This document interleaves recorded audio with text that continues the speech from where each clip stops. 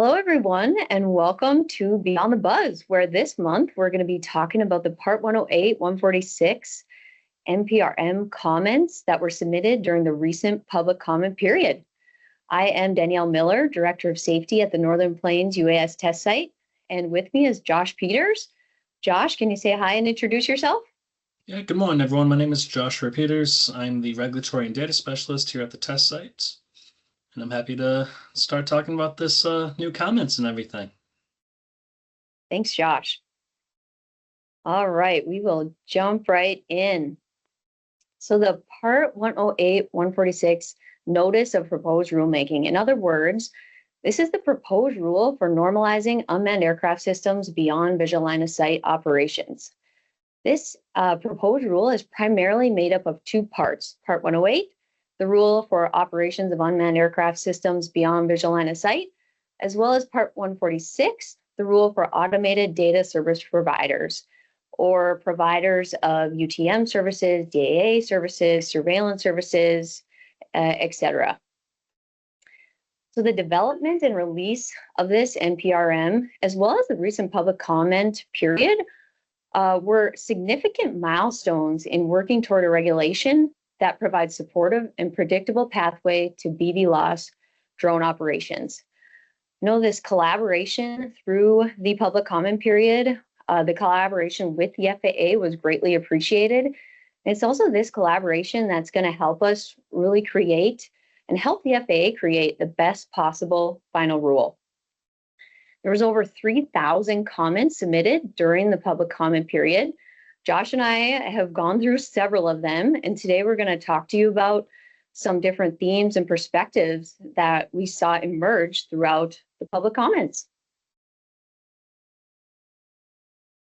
So first off, some areas of support that we saw throughout the public comments. First off, there was support for the utilization of industry standards and performance-based requirements that can be tailored to specific operator needs. There was also support for the airworthiness acceptance process rather than airworthiness certification. This airworthiness acceptance process really takes the declaration of compliance approach rather than the traditional type certificate or DNR type certificate process that have proven to be ineffective in the past. There was support for two operational or operator categories, permitted operations and certificated operations.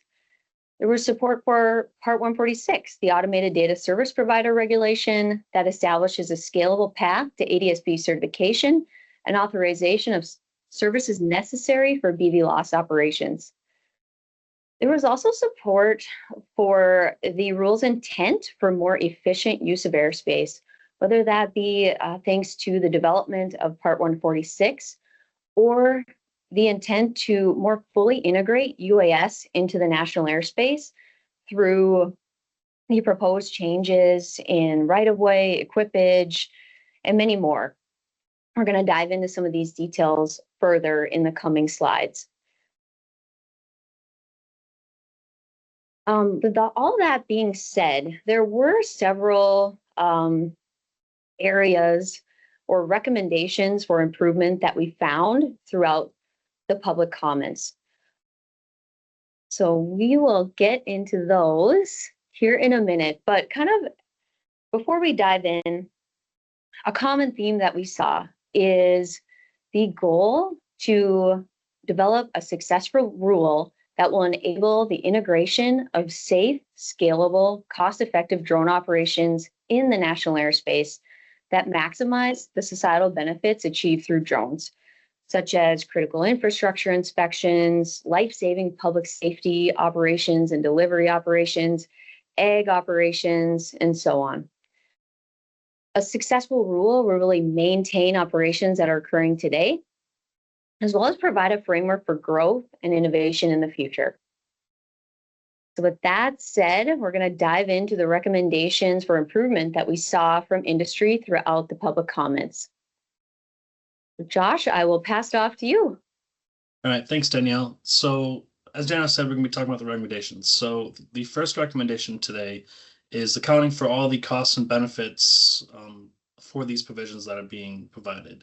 There's been multiple proposed provisions throughout that do not show a clear benefit or justified rationale for the additional costs inherent with its application, such as some of the DAA system requirements, the electronic conspicuity requirements, data collection, registration, battery backup requirements, etc. So there's plenty of ones there that need to be worked on and looked at. Secondly, record keeping reporting requirements. These record keeping and reporting requirements seem more focused on pure data collection rather than actually identifying and mitigating the risks. The cost to obtain, retain, and report all of this data has no clear benefit to long-term success for the actual operators that are tasked with collecting this.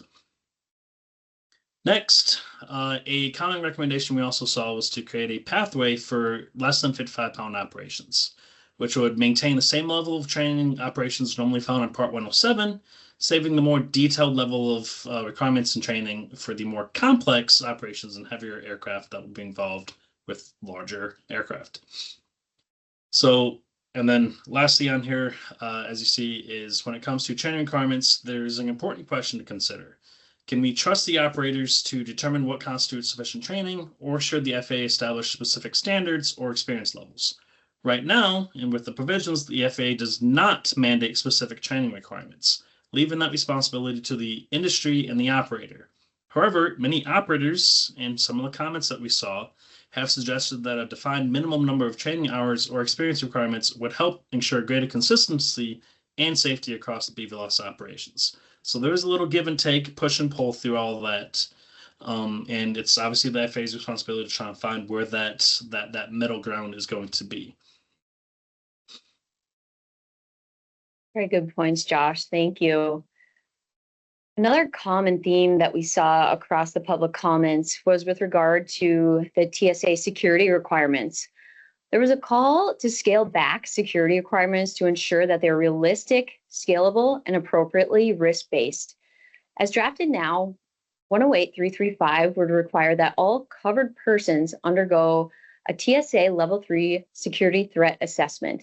And by definition in the proposed rule, a covered person includes not only operations supervisors and flight coordinators, but also anyone with unescorted access to the UAS, its related cargo, or flight paths.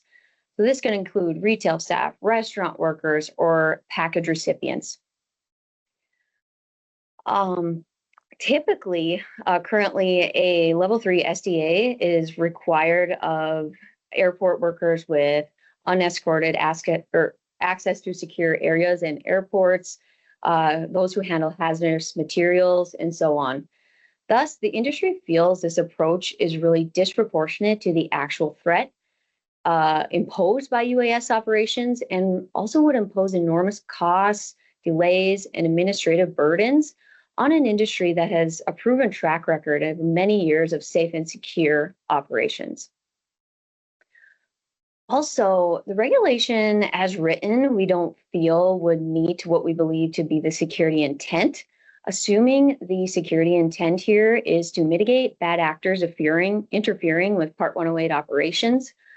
The regulation as written will not meet this intent. The fact of the matter is that anyone can go buy a consumer drone today and use it for good or bad purposes. So the industry recommendation that we're seeing throughout the public comments here is really to focus on enabling operations.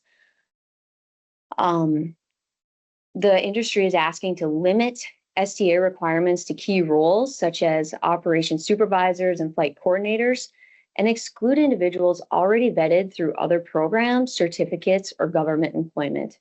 We feel that this would really meet the security intent, protect the public, and protect the public.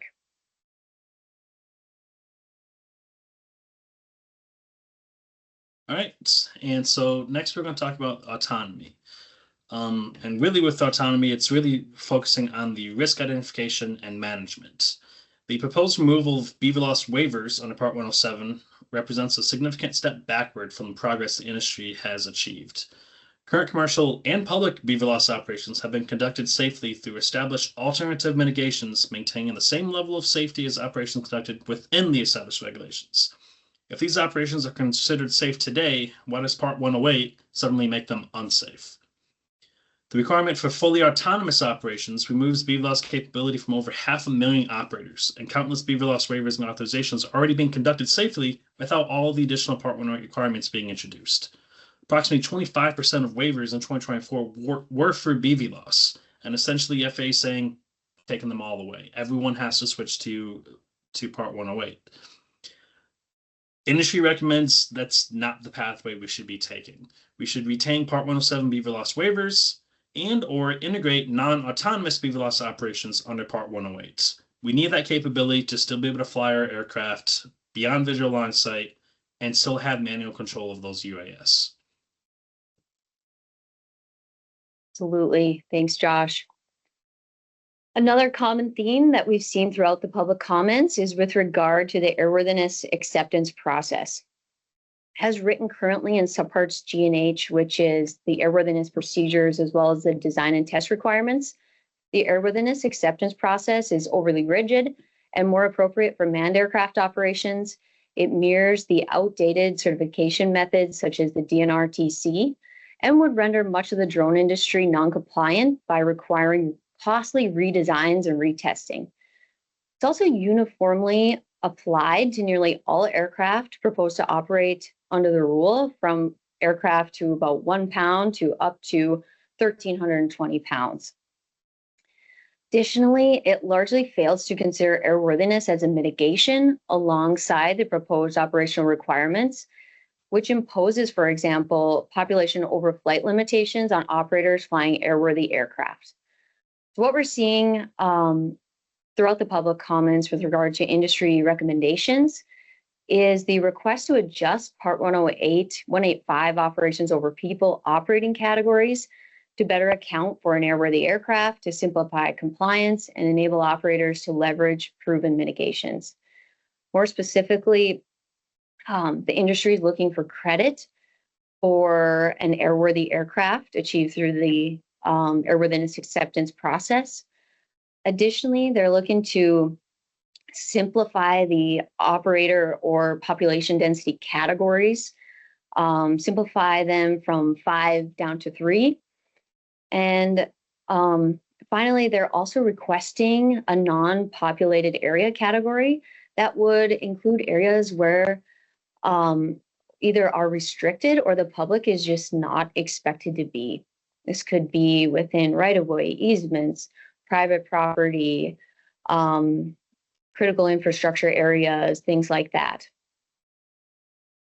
Additionally, the industry is recommending that the FAA consider the one-size-fits-all approach to assessing airworthiness to allow for a simpler, more streamlined path in the declaration of compliance process. This is extremely critical for small UAS operators such as public safety agencies, those who are inspecting critical infrastructure, etc. All right, so next we're going to focus some more on the actual operational requirements that are being introduced. First is some of this population density requirements, which from our perspective is not really based on current operations or most of the industry's current capabilities in terms of frequency utilization, DAA system requirements, and general population information availability. If anyone has gone onto the ONRL maps, it's outdated. You can't download some of the newest information, and it's not this year's information. So with that, many question the need for the PDA to be utilized at all. It's an unproven safety value. The standoff distances required seem excessive, and some of the established Part 107 BVLOS operations today had no mention of PDA before. So what's changed? Why is this suddenly going to be required for all operations? And on the topic of new mitigation requirements, the FAA should also avoid prescribing specific mitigations, such as battery backups, PDA limitations, etc., and instead allow for the use of proven industry standard mitigations, many of which are already effectively employed in current operations, such as parachute system integration, clearly defined flight profiles, propeller safety mitigations, and kinetic impact limitations. Everything that Part 107 was known for, basically thrown out the window. The FAA should establish the expectation and standard and allow the industry to continue finding new and acceptable mitigations that maintain that standard. So overall, the industry recommendation is to propose separation between operations typically performed under 107, currently less than 55 pounds, and those larger platforms with increased risk, which allows operators who previously performed under 107 to continue those same types of operations under 108 with the same acceptable mitigations that have already been proven. And some of those incrementations, as you see, it's not from what was recommended, but what we were thinking of is something along the lines of about 55 to 300 pounds, 300 to 1320 pounds, something to delineate these different types of operations from the risk that's involved.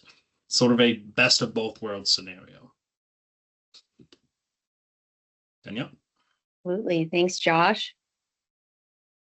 All right, another big topic within the NPRM public comments was with regard to right-of-way.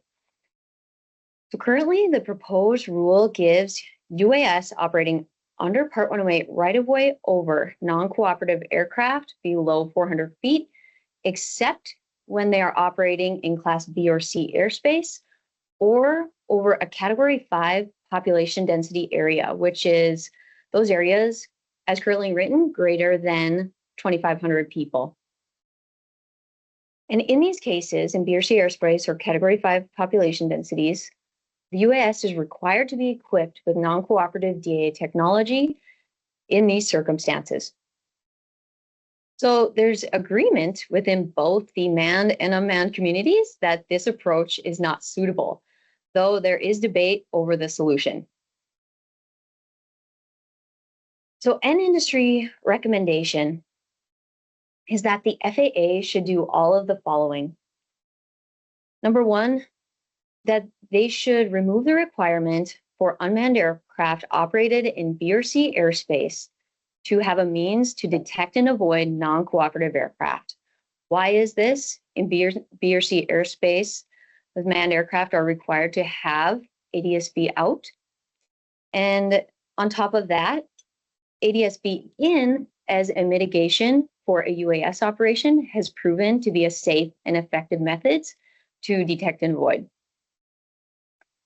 Number two, the industry is requesting that the FAA apply updated right-of-way changes to be consistent across all airspace, regardless of the class of airspace or population density being overflown. It's impractical and unsafe to expect a manned aviator to adapt to changing right-of-way rules while mid-flight. Number three, the industry is asking that the FAA require manned aircraft operating below 500 feet to be fully conspicuous through the use of ADS-B or other electronic conspicuity devices.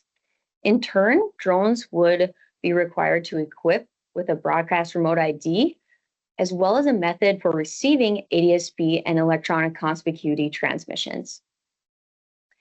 And number four, the industry is asking that then to require UAS to give way to all conspicuous manned air traffic.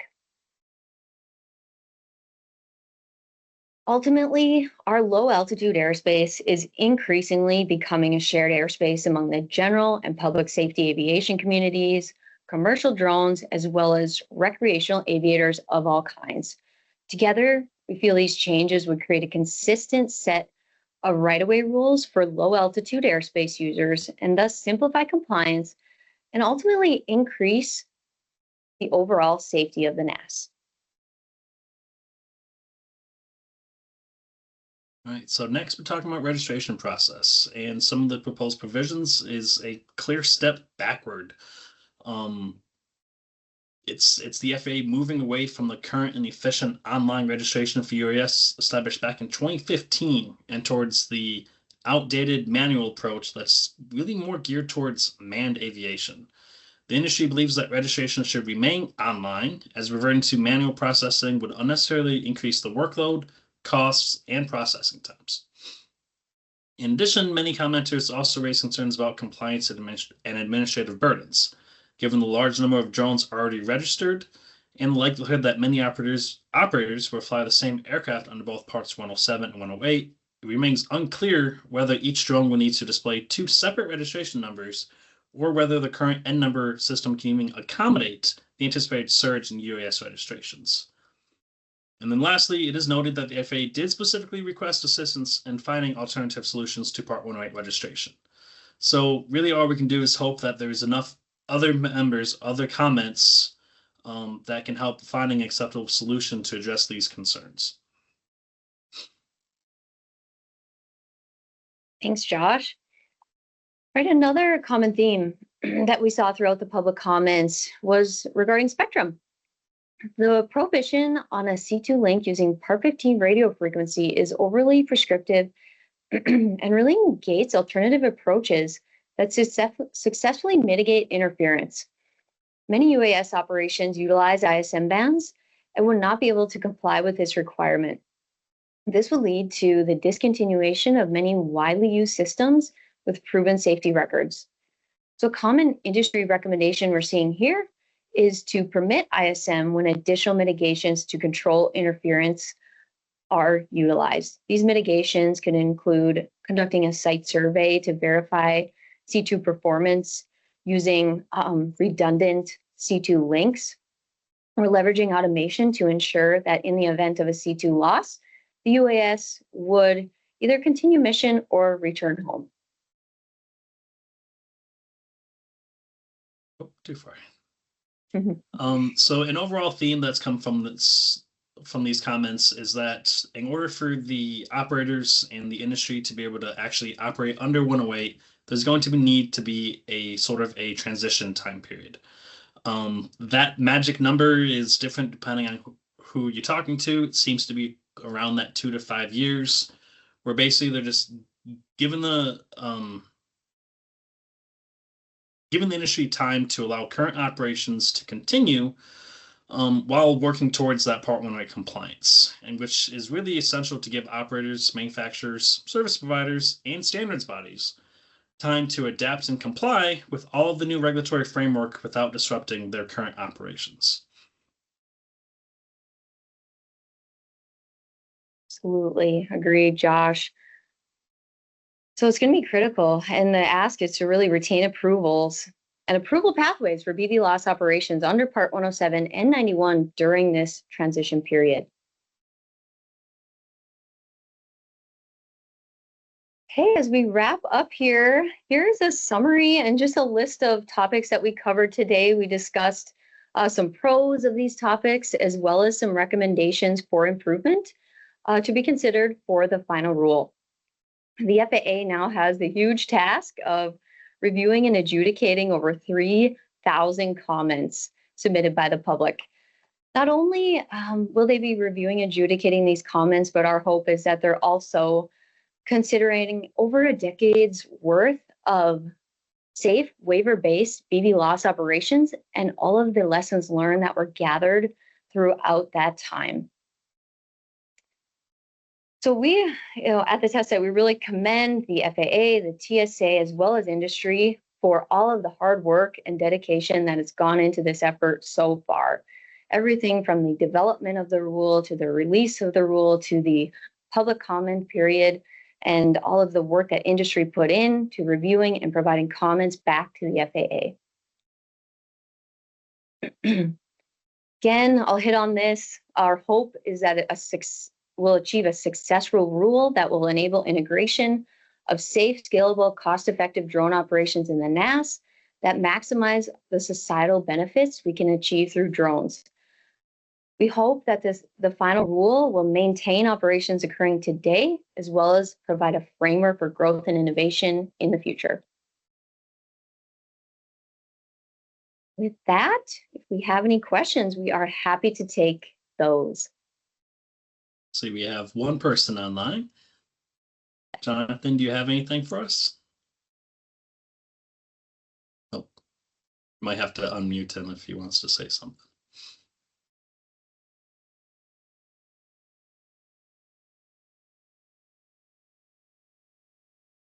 Not seeing any questions pop up in the Q&A chat either.